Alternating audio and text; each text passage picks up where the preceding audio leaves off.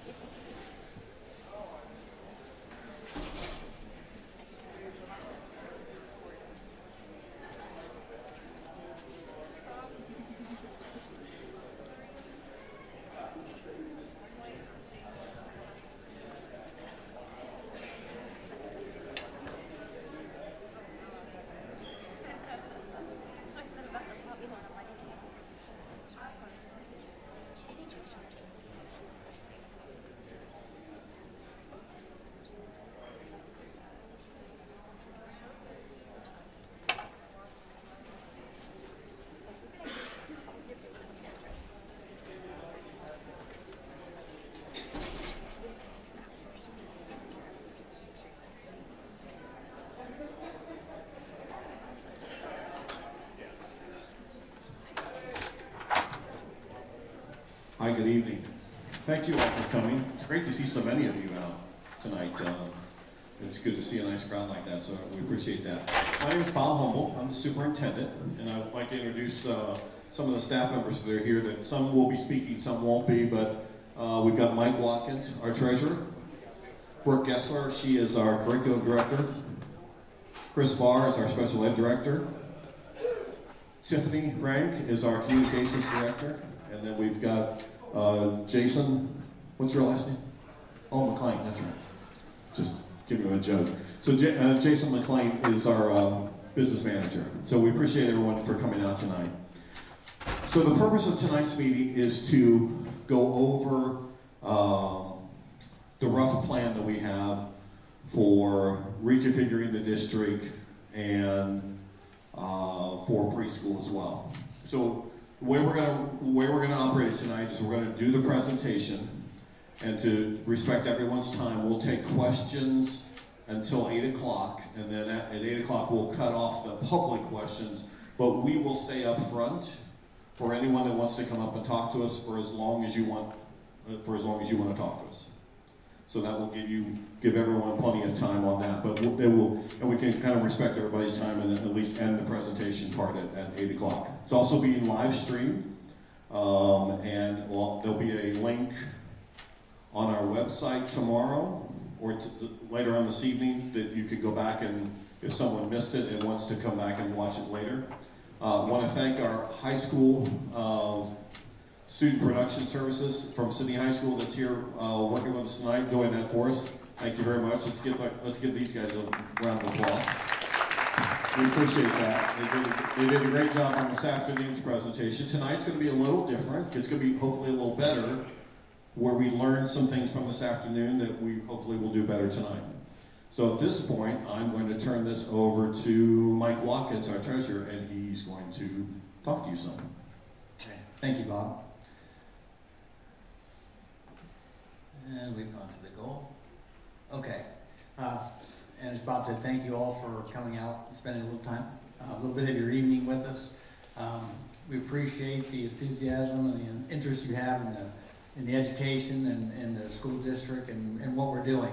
I'm going to cover a little bit of the financial perspective in regards to both the district reconfiguration and the proposed change for the preschool. So I know there's probably a mix of you're here for one or the other or for both.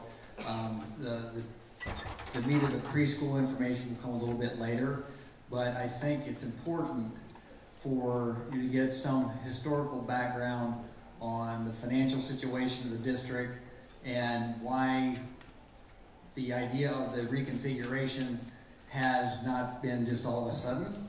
It's been something that's on the horizon, and so I want to kind of explain where that's coming from and how we got to this point. I think a key to understand kind of the basis for the district reconfiguration to begin with is to look at our student enrollment since 2007. And fiscal year 2007 would be school year 2006-2007. So you can see, and this isn't every other year, just to give you the trend so that you understand. I don't think, having every year isn't that important. But you can see 2007, 2009, we're right about 4,000 students. That's the students that actually are attending school in the district. You can see over the next number of years till we get to the current year, fiscal year 2019, we have dropped to 3,313 students that are actually being educated each and every day in the district. So we're down over 600 students. Now, that's important for many reasons, but one of the big reasons from my perspective is one of our major sources of revenue for the district and educating the students are the number of students that are in your district. There's an amount of state funding that's associated with these students. So as you can see, over the years, we receive less and less funding that's available for the number of students that are attending in our district.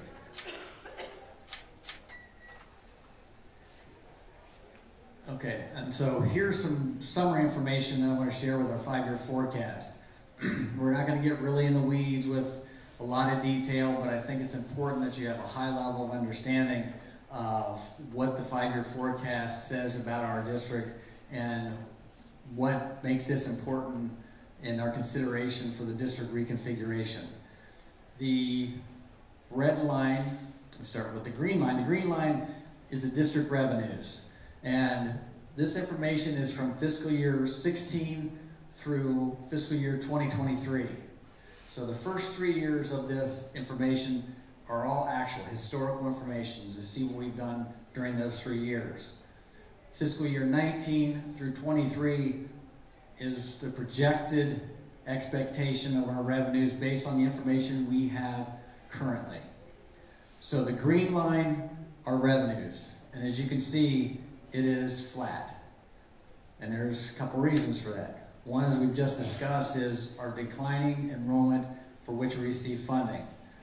The reason that this isn't even sharply declining due to that is there's a safeguard within the state funding formula that says a school district will not receive less funding than the year prior based on reduced student enrollment. It's called a guarantee. So what they do is they calculate the funding received based on the number of students actually attending, compared to that to what you received the last year. And if it's less, you will receive what you received last year. So that's what you see happening through fiscal year 19 through 23. The other significant piece is property tax collections. Now, we just passed a renewal levy, and what that did was just maintain the dollars that were associated with that levy.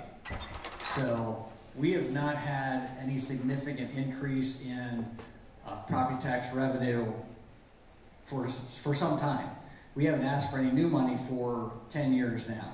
So that funding also is flat.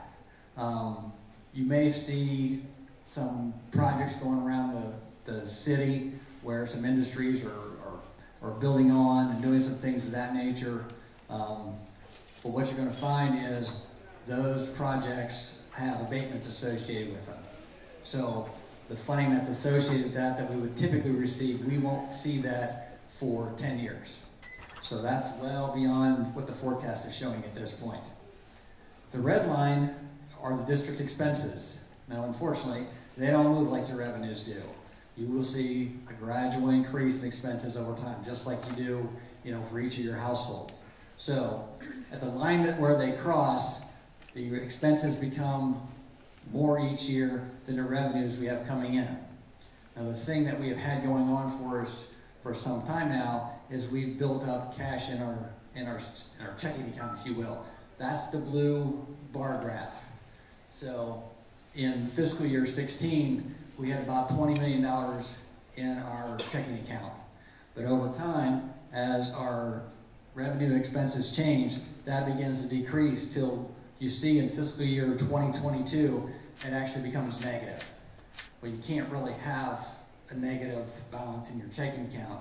But for budgeting purposes, this is the way we demonstrate it so that we know we need to make some decisions, within the district in either reducing expenses where we can, or when it's time to come back and ask for additional property tax levies. Okay, some of the 5-year forecast highlights that were shown graphically is we had the renewal of the operating levy that passed in the fall. The flatline revenue, because we've seen little commercial and residential growth and no growth from number of students attending. Increases expenses, and that at some point, new money is necessary.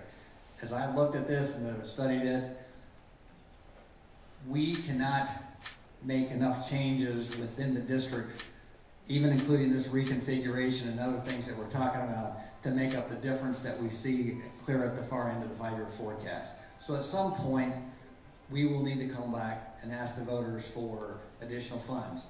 The key is what we can do with things like this district reconfiguration or some other, plans that we will look at in the future. What can we do that will minimize the amount that we have to come back and ask for? And then finally, as part of all this gets wrapped up and we start looking at this, how do we best use the resources that we have? Staff being the largest resource that we have in the school district, how do we best utilize them to help reduce that negative balance before we come back to all of you and everyone else to ask for additional funds? Thanks, Mike. So as Mike shared with you, there is clearly a trend with enrollment. And so in looking at how we can reconfigure, given our current circumstances, both with enrollment as well as with finances, we started to look at how can we change up what our district looks like without sacrificing education, and in fact, improving the quality of education and programming that we might offer to our students, parents, and ultimately make a positive impact on our community. So the first thing that we looked at is, what can we do to start to make some room to reconfigure and to consolidate? So in looking at that, the first thing that we recognized is we have space at the middle school that we can house the district's 5th grade for the entire district. Currently, we have 3 elementaries. We have Longfellow, we have Whittier, and we have Northwood, all of which have 5th grade classes. Emerson does not have enough space to have a 5th grade, so those students currently attend the middle school. Having all of our 5th graders in one location provides some opportunities that we previously couldn't offer.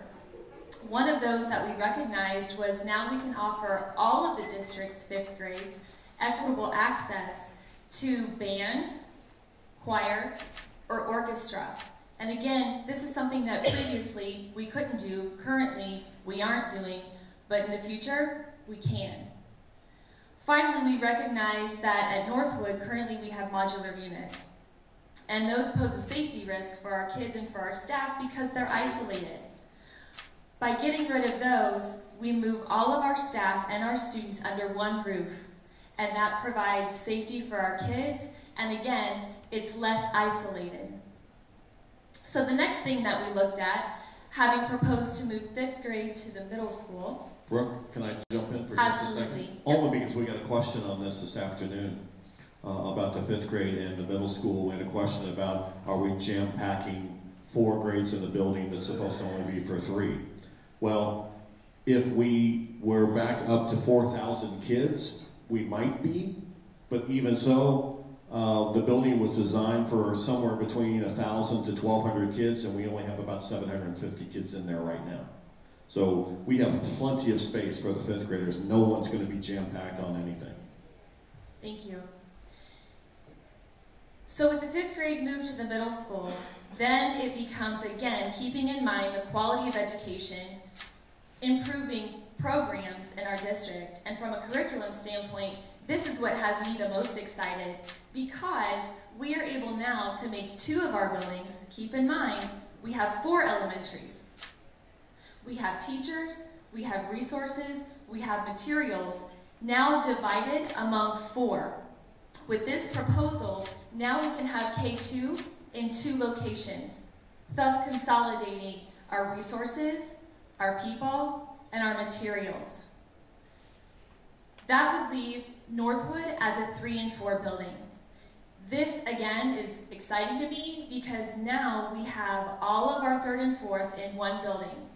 Again, consolidating, focusing resources, including our people and our things, even technology, in one location. Programmatically, this opens up a lot of possibilities. One question that we received today was with regard to opportunities for students, in particular our group of students who are identified as gifted.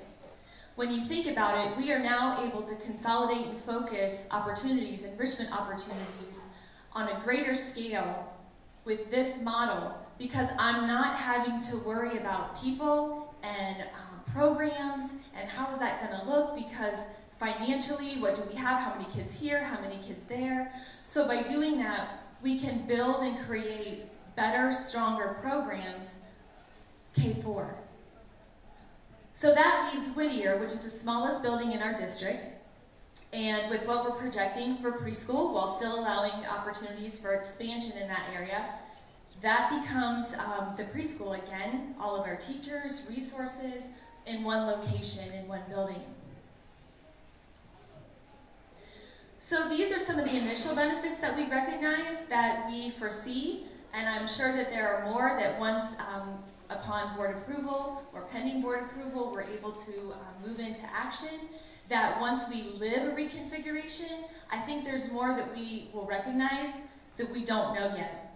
So some of the current benefits include expanding an opportunity to educate. So now we've just expanded by offering preschool to our students, some of whom, when they come into kindergarten, they have no preschool experience. This is part of our population that, as our school district recognizes, we have to get a hold of. We have to find a way to bring these kids in so they come in and have the same access and are on an equal playing field as their peers when they enter kindergarten. To consolidate again our resources and unify our district. Currently, we recognize that with having multiple elementaries, understandably so, that they have taken on their own identity. So we are Emerson. We are Whittier. What we are looking to achieve is to have one. We are Sydney City Schools.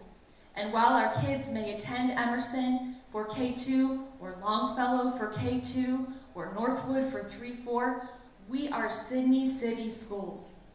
That's the identity that we look to achieve. Resources, again, especially in the location or in the area rather of special education. So right now we have intervention specialists who are spread across multiple grade levels in the elementaries as they are currently set up. By consolidating, we are able to better utilize our resources, our people, our intervention specialists, to improve their time spent with our kids, creating a more inclusive environment so they can see more kids, spend more time with them. As far as our population, we recognize in our district we have a transient population. And while you and the public might not see it, we see it on, unfortunately, sometimes a daily, weekly basis. So when we look at our kids coming into the district, it's what school are they going to attend, given where they're living. Hopefully that grade level isn't maxed out at that specific building where they're supposed to go. Sometimes we have students who come into our district, and unfortunately, they don't stay here very long given whatever their circumstances might be. This population also, though, more importantly, includes people within our district for different circumstances, given whatever they might be. We have students that we see it. They move from an Emerson to a Whittier to a Northwood in the same school year. So in order for us to be more consistent in terms of how we are servicing their academic needs, now with the proposed plan, we have 2 K2 buildings. You're either going to go to Longfellow or you're going to go to Emerson. There's no place else to go. And then with Northwood, 3-4, you have no place else to go.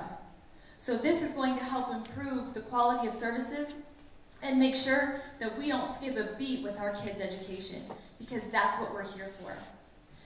An opportunity for equity. Again, currently we have 4 different elementary buildings. And given some of the grant monies that we receive from the federal government, there are different amounts allocated to each of those buildings. So it allows some teachers and students to have access to more in some buildings, while others in another building whose financial allocation is not the same, it's less, they have fewer opportunities. That's not okay with us. So what this allows us to do again is to create more equitable access for our kids, our teachers, which will have a positive impact. And again, this creates a stronger sense of community. So we have our kids merging together now in grades 3 and 4. Currently, our kids don't become a community with their graduating class until grade 6. Imagine for a minute what it could be like, given our diverse population, if we can have our kids come together sooner at a younger age, and we can help shape what acceptance, what that looks like, and understanding for differences even sooner. And now they know when you're in 3rd grade, we are the graduating class of 2021, and we're all together. So those are some of the benefits that we recognize with the reconfiguration, and I'm going to hand it over to Mike, for preschool. Chris, Mike, it's one of the two. Okay, preschool. Before I move into the numbers and those kind of things, one thing I do want to kind of make you aware and stress, so that you understand this as we go in and we talk about how the preschool piece fits into the district reconfiguration. Excuse me. While the district reconfiguration was on the horizon, we knew that we were going to need to do something. It was a matter of timing and what it would look like. Preschool was not. It was not something that 8 months ago we had any intent to bring back in-house. But decisions that were made beyond the control of the school district kind of forced our hand, made us look at, is that a possibility? Can we do it well? You know, can we service these students appropriately? And then make that decision to move forward. So what we're going to go through here is going to give you a little background as to how we came to this decision, what led us down this path.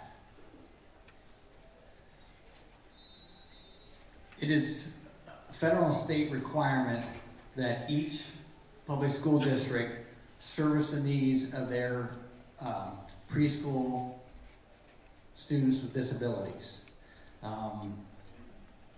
You know, that's not just city schools, that's all of the county schools. But Sidney, along with the county schools, have had an arrangement for a very long time that Shelby Hills would provide those services for preschool students with disabilities. Part of that, to help with that education, there are state funding dollars that are associated with each of those preschool students. And that flows through the local school district to the entity that is going to service that preschool program. You know, in our county, it's been, been Shelby Hills, it's been the Board of Disabilities,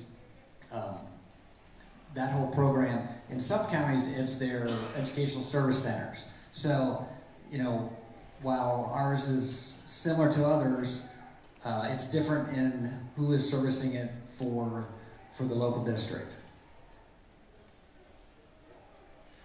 The dollars associated with each of these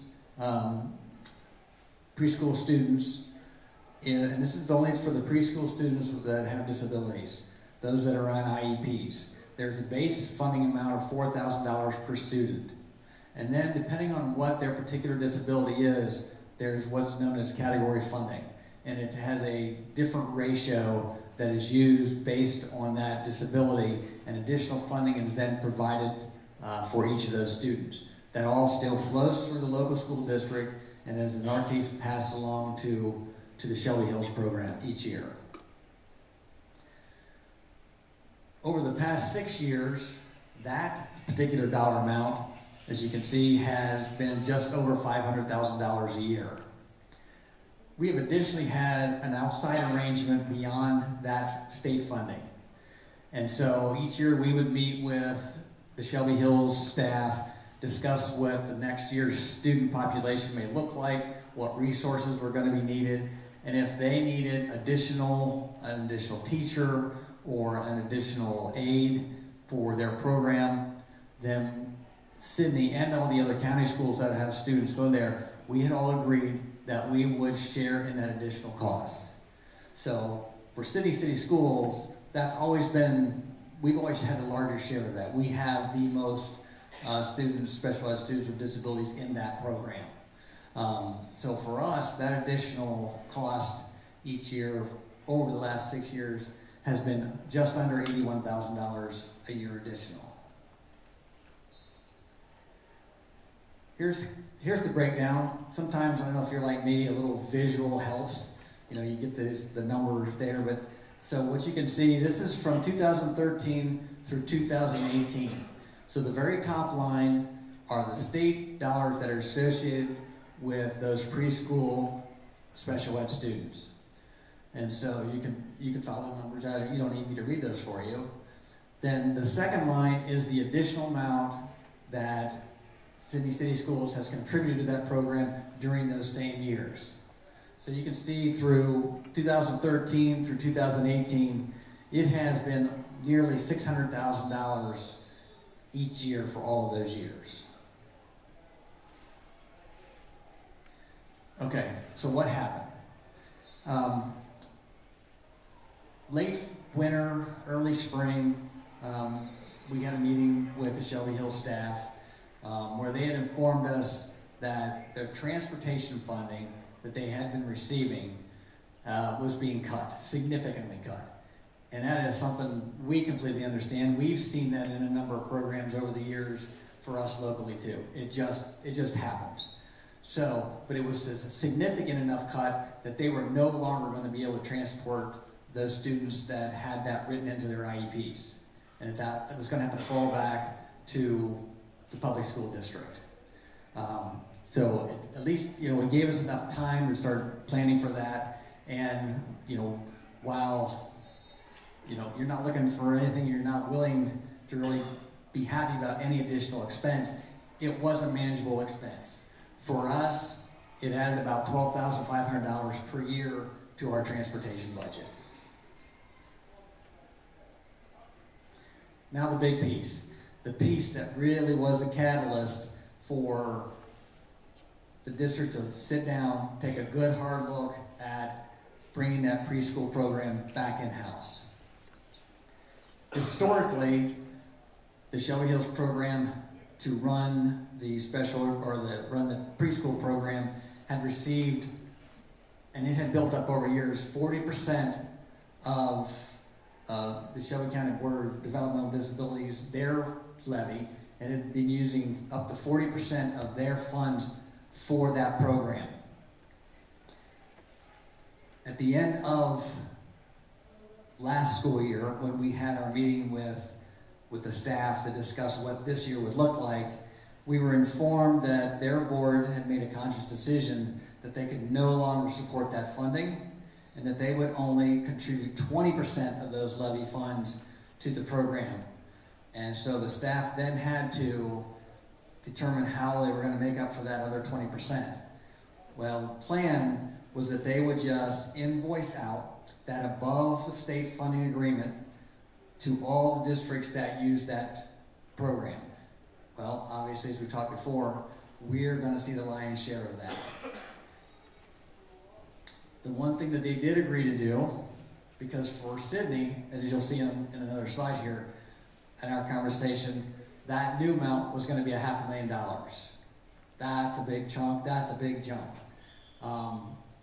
They had informed us that they were willing to prorate it in 25% a year over the 4-year time period. So at least gave us a sense that we would have some time to figure out what we're going to do and how we would do it.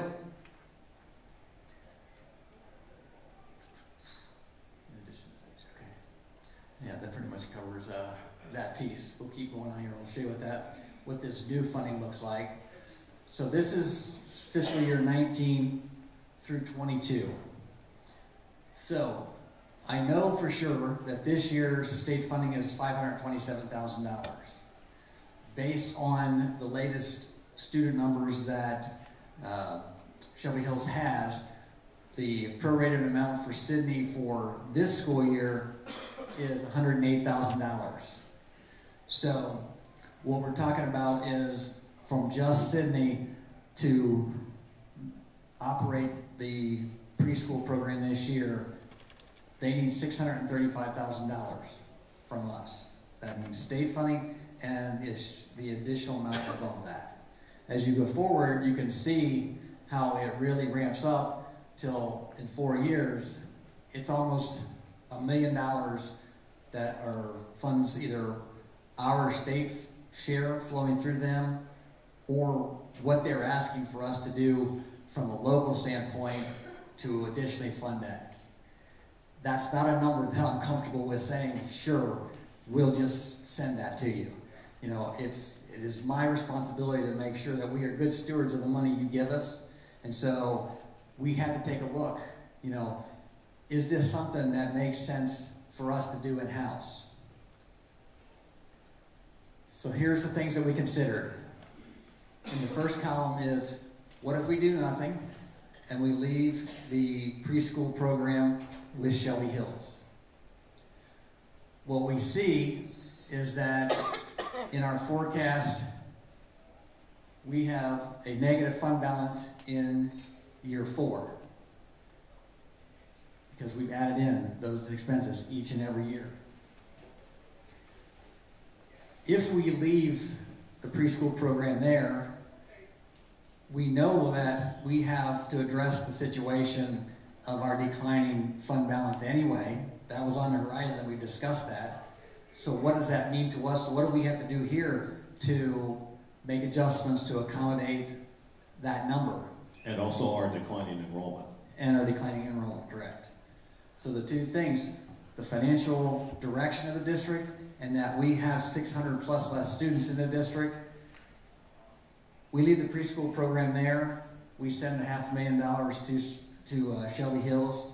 We are looking to reducing our teaching staff and our aid staff by 20 to 30 people.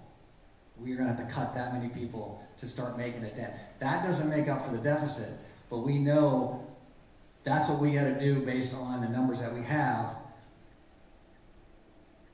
And that's doing that and doing our best not to make an impact, a significant impact on the academic outcomes that we see here in the district. The other thing is even with all of these cuts and so forth, it potentially still means we need to ask for more from our taxpayers when we do come back and ask for additional levy money. The second column is what happens if we bring it in-house? First of all, we can push that negative fund balance off to year 5. It's still going to be a negative balance in the forecast, but we push it off a year and it is less. Why is that? That's because, number one, we're not laying out the additional $500,000 that Shelby Hills would need to run their program, plus we use existing resources. We don't have to add additional resources to operate that program. So existing staff, part of the reconfiguration, we pick up preschool and we eliminate that $500,000 a year that we end up paying for additional funds needed if Shelby Hills runs the program. Again, utilizing existing resources and consolidating in buildings. And the hope is this, with other things that we will continue to work on, we ask for less money when it comes time to ask for new operating funds. This is to give you a pictorial of what we've talked about. So fiscal year 19, that's the one we're in now. You can see on the dark purple is the Shelby Hills impact on our cash balance. The blue is if we're doing preschool, the impact on our cash balance. Obviously in that first year, we see very little impact. But as you go forward, you can see that that margin begins to differ. That by the time you get to fiscal year 22, we have a positive cash balance. And the difference between the negative and the positive is nearly $1 million. And by the time you go out one more year, while it's negative now, it's negative by less than $1.5 million. And that goes back to that point that we will try to do all that we can to make this number smaller so that when we do come out and say, folks, we need some help, we need additional revenues to support the school district, we ask for as little as we possibly can.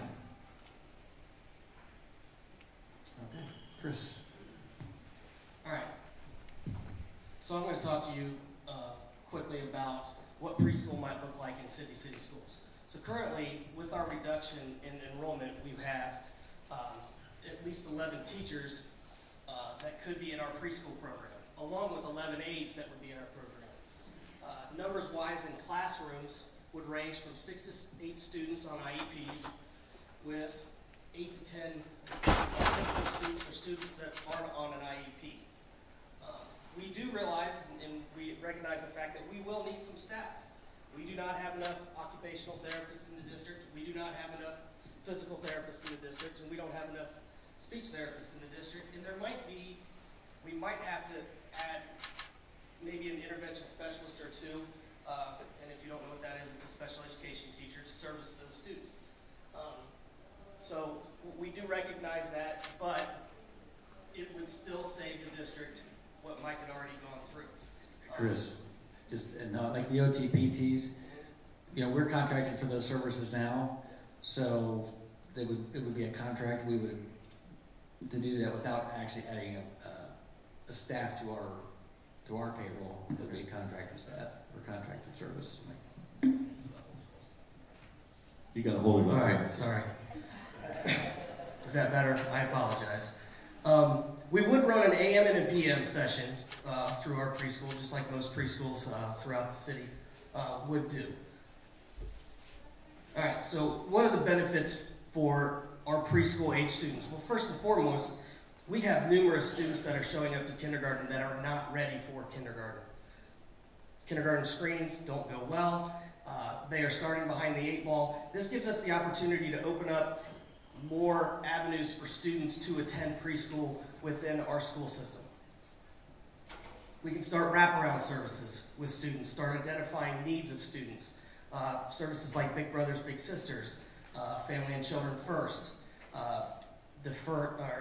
diversion assistance team, where a team sits down and looks at the resources that families may need in order to possibly get over the hump or find resources to help them in their daily life. And it will also strengthen services and engage in conversations about supports and intervention senior.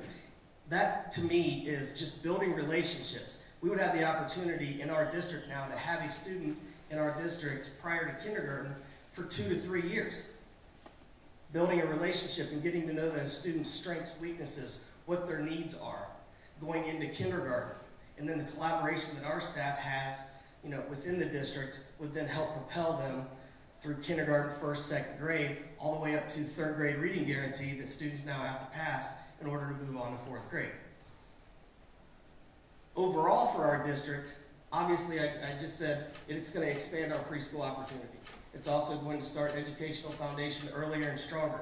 Again, finding out those strengths and those weaknesses, identifying possibly gifted students like Brooke had said earlier, finding out if this student, do we need to look at this student for possible at-risk situations, and being able to then provide the resources they need at a much younger level in order to be successful when they come into kindergarten, 1st grade.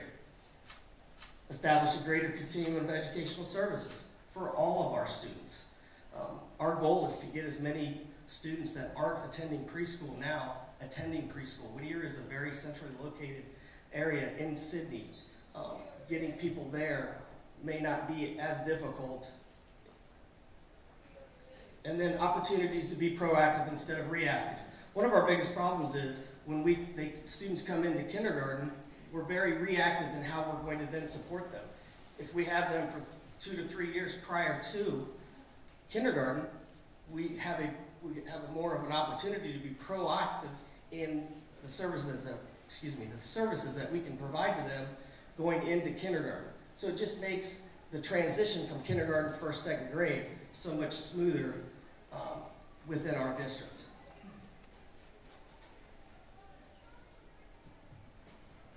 Okay, so I'll back up and I'll go ahead and use this mic because I know how to use it. That comes back from my old DJ days. I used to be a DJ many, many years ago, and I knew, and it's funny, I looked at this microphone and it's the exact microphone I used to use when I DJ. It's an old Radio Shack, realistic one. A friend of mine used to say, it's not real, it's just realistic. So, again, I'm not a comedian, but anyway. So, we'll move on. Chris, will you be my clicker for me? Okay. So, some of the questions that we've been getting, we're gonna hit some of them that you may already be thinking, and then we'll open it up. So, how might the preschool be set up? So, it's gonna be about 3 hours and 15 minutes, instructionally a driven day for each session. So there'll be 2 sessions, an AM and a PM, and then the ages will be 3 4s and 4 5s is the way that will work.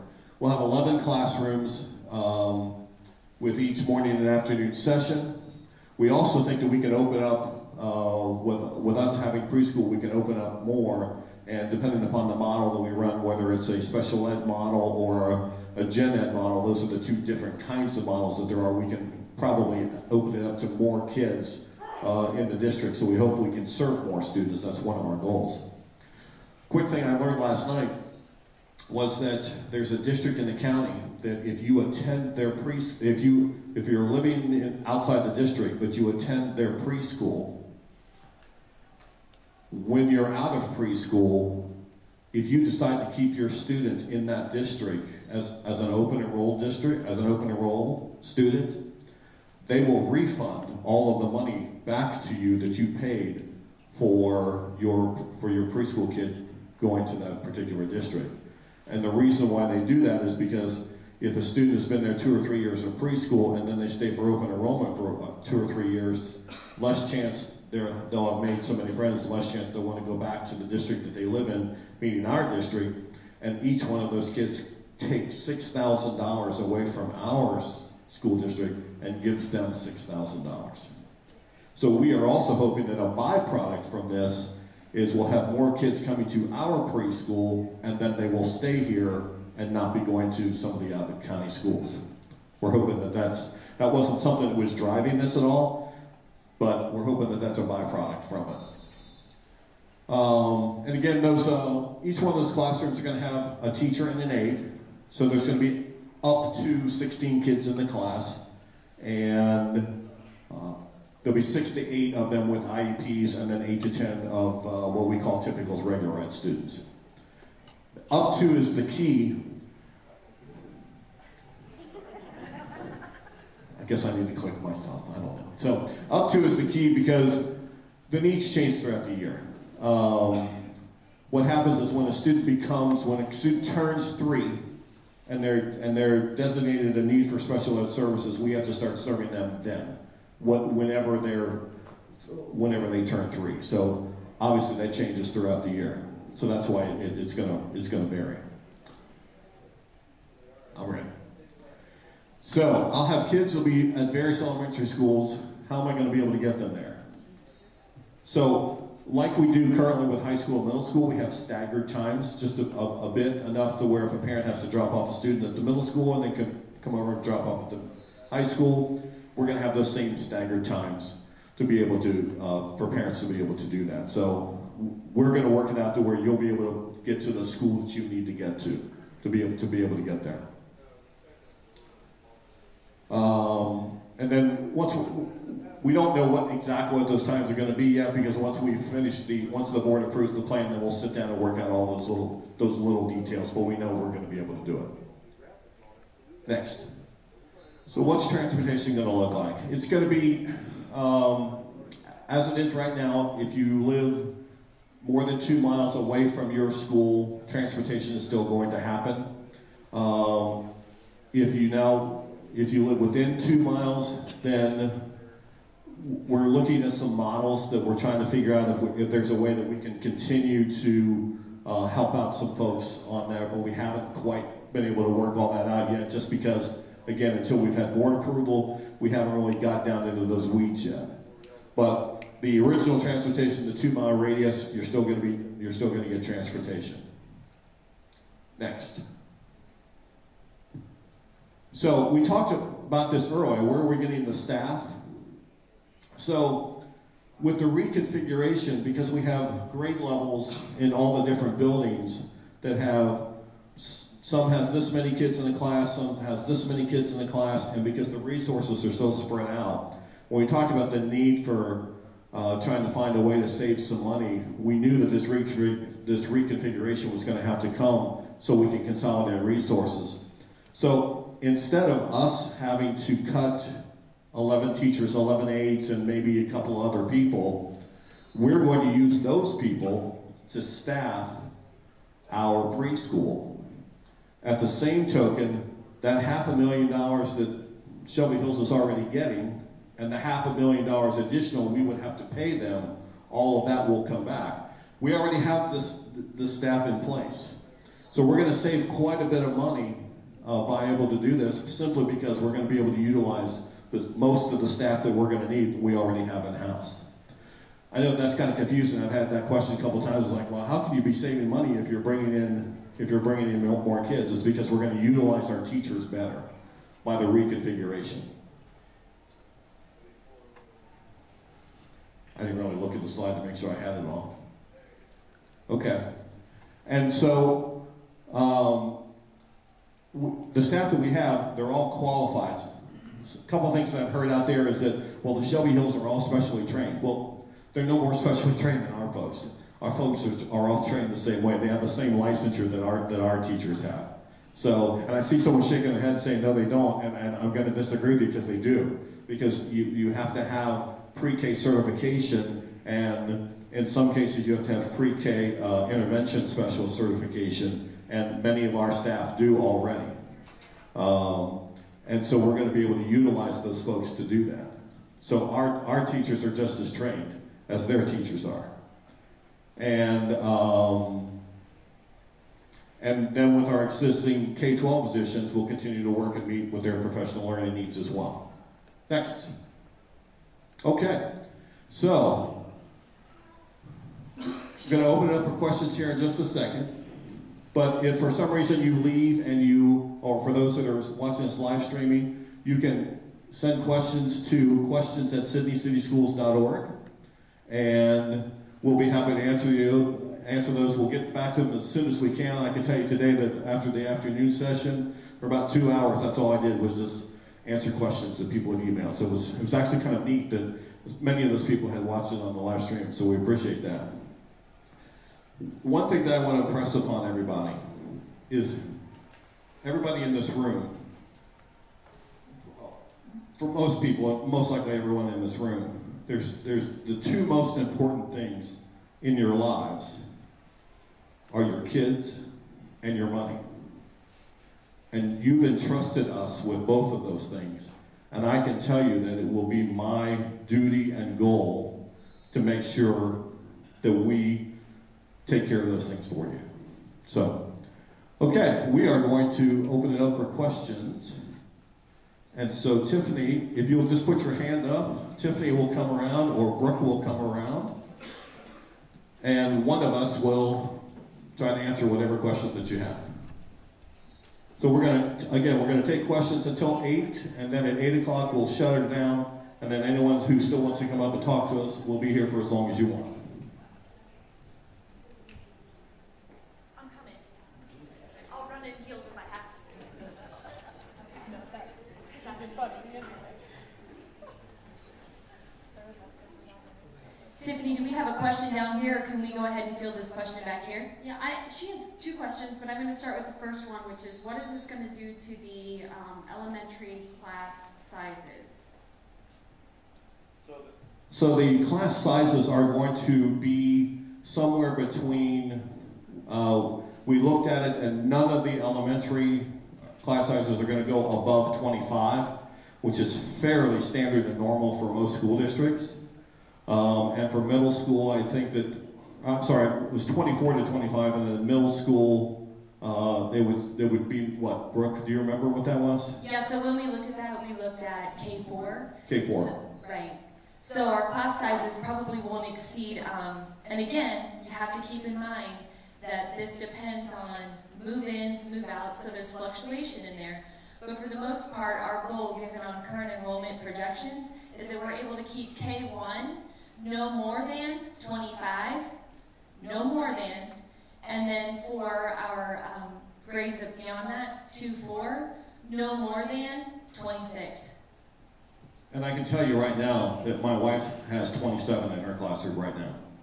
Well, we have other grade levels, same grade level, other buildings sitting at 17. So right. that's not the norm.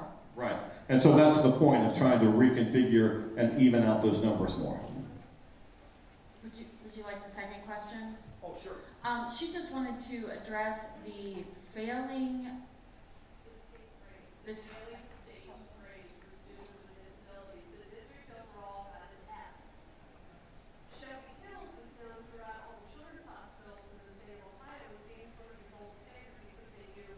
Such a great job. How am I going to have a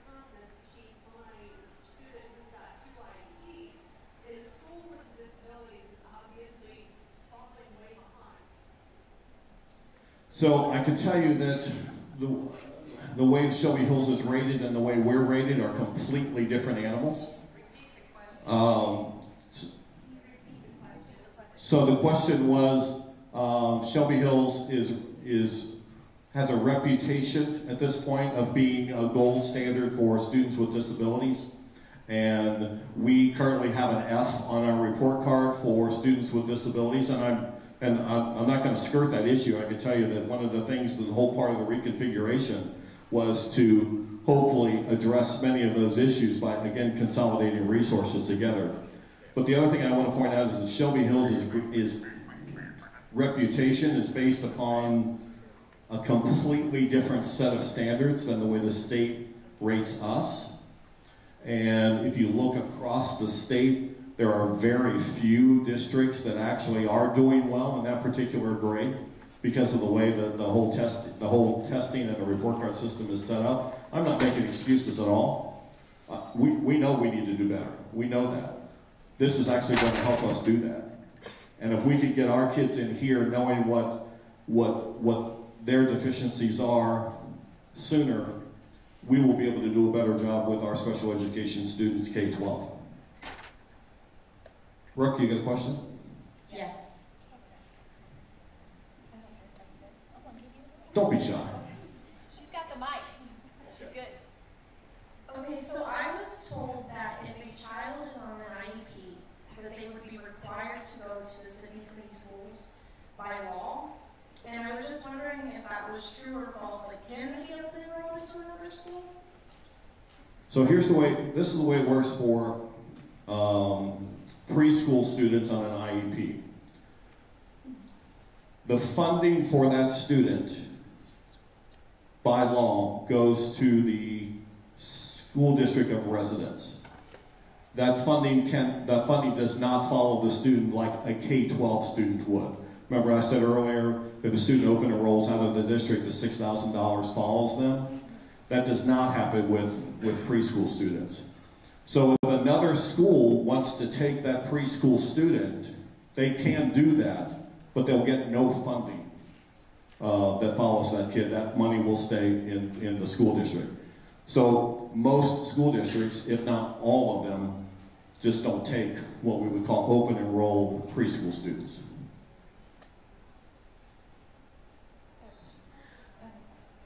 Mike mentioned earlier that in this decision about preschool, your hand was forced. Can you explain that a little more, what decisions were made specifically to force your hand in doing this earlier? I could take that. So he is out there. So what happened was we had looked at trying to do the preschool like a year and a half from now. But what happened was through meetings with Shelby Hills, some of the decisions that they made forced us to do this sooner than we had actually even wanted to do. And so that's the reason why we're doing it now instead of a year from now. Can you be specific on the decision though? I can't. Okay, I have another question. Because that's more of a question for them. I didn't hear anything about screening kids throughout the year. Do you have a plan in place to screen? Absolutely, just the same way we screen kids now. I mean, we screen students all year long for K-12, and we'll be doing the same thing for preschool. Thank you. No problem. Good question. Can we just get clarification, going back to this question here just for a moment. So regardless of funding, if we have parents of students with disabilities who want to send their children someplace else, regardless of funding, are they able to do that? If that school will take them, sure. I just don't know of any school that's going to take a student without funding. So it just rarely happens. But if the school says, sure, we'll take that student, then absolutely.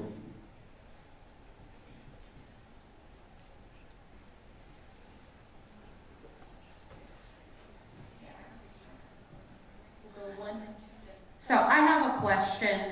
We haven't touched on the facility, and I understand Whittier is your plan for preschool, but I also know that the board mandates for kids with special needs and disabilities that certain requirements are met for that building. And I have heard of no talk about how are you who's going to be contracted to do that, and how will that take place from the end of May until August, that school will be ready for these preschool students, especially ones with special needs and disabilities? So we understand there are going to have to be some physical changes within the building, but it's nothing that we wouldn't be able to do between now and the beginning of next school year. And who, I can't tell you who we're going to contract because nothing's been approved yet. Sure. So my daughter does have a disability and special needs, and she currently attends Wilma Valentine as her daycare. What is the plan for that? And with the busing, she requires in her IEP that she be in a 5-point harness. How will that be handled with every child? Because that's a big concern too. And another thing, I'm sorry, just to touch on the facility, and if this does get approved, let's say, when will we know as parents so we can make decisions for their future education starting next school year? When will we know the decision, and when will all of these details be laid out so we have an understanding? So I can't give you an exact date as to when all the details are going to be laid out, but I know that we wanted to make sure that we have just about everything in place by the 1st of May to be able to kind of know exactly how the registrations and those things are going to happen. As far as the busing goes, we actually are doing the busing.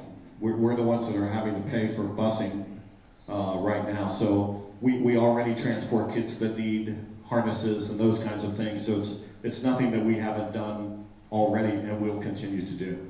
And Bob, she also asked about Wilma Valentine. Oh, and so at this point, we think we're going to be able to work out for those people that are still going to Wilma Valentine. We think we're going to be able to take those kids, like if they're in the morning session and then they go to Wilma Valentine in the afternoon. Our plan right now, as long as we can work that out, is to go ahead and continue that. Then we would just transport the kids over there. So my daughter, I personally drop her off at Wilma Valentine. I don't like my daughter to ride the bus. I never have. That's why she went to Wilma Valentine and Shelby Hills, because she just gets walked across. Mm-hmm. And she has a hard time transitioning, and being on a bus with folks that she does not know will probably not go very well. So my concern is will they be picking her up from Wilma Valentine and then transporting her back to Wilma Valentine, because that is what our need for her would require. So that's another question I have. So again, we haven't quite worked through the exact details on that, but we have had discussions about doing a bus pickup at Wilma Valentine and then having a bus drop off at Wilma Valentine.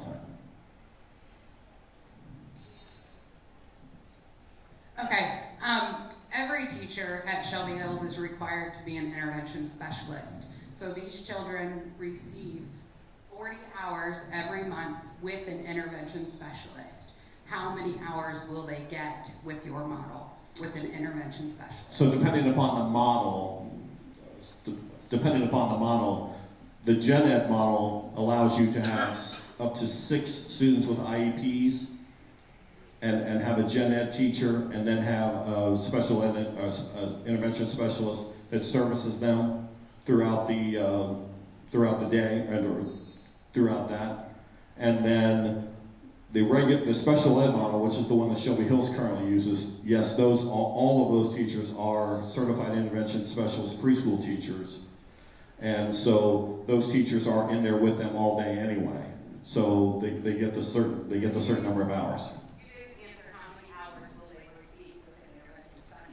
As what the amount of hours is necessary by federal law. So whatever is required, that's what we'll do. Okay, then that's what we'll do. Because they're got under the same laws that we are. It's no different. We have to do everything that Shelby Hills does, and that's not going to change.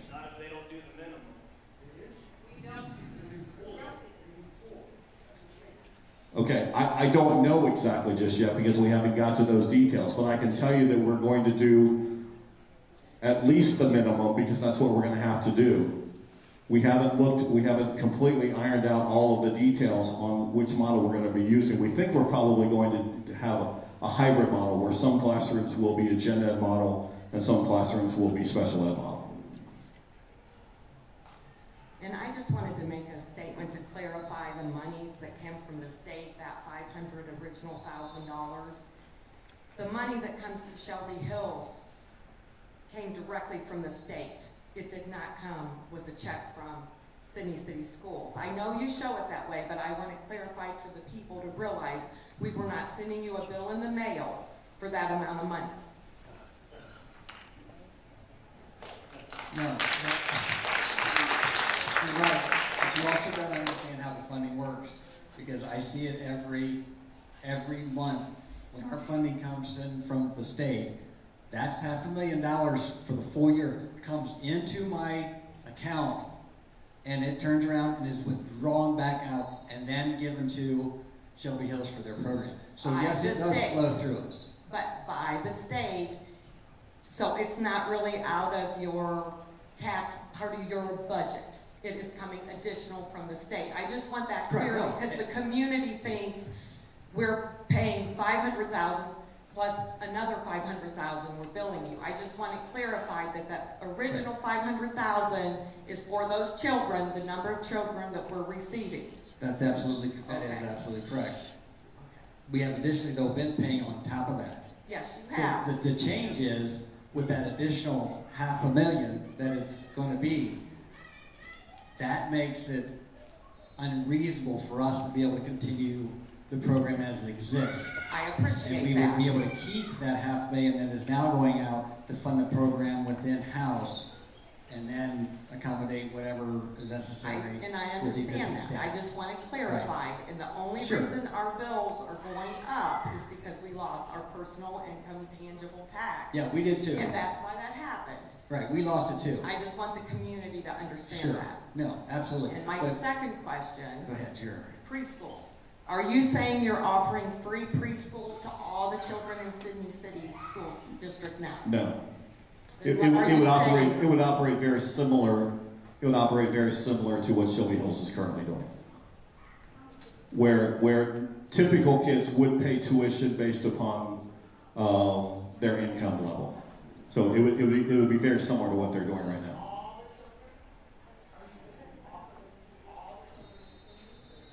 Again, we're going to take as many kids as we can fit into those 11 classrooms, just the same way that Shelby Hills is doing it right now with the number of classrooms that they have, as many as they can take. It would be the same thing. Bob, just. What's that?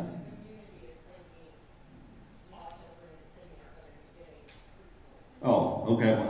And again, we've never said that, and I don't know where that came from, but we've never said that.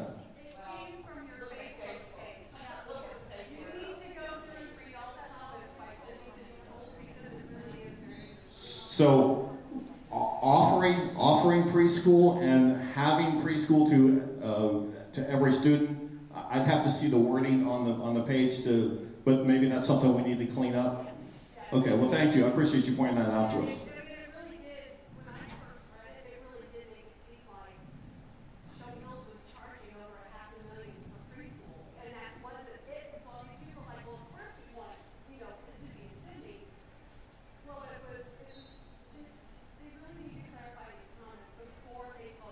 Okay, and we'll take a look at that and see if we can clean that up. I appreciate you letting us know that. Bob, it's going after 8 o'clock, so just wanted to keep you...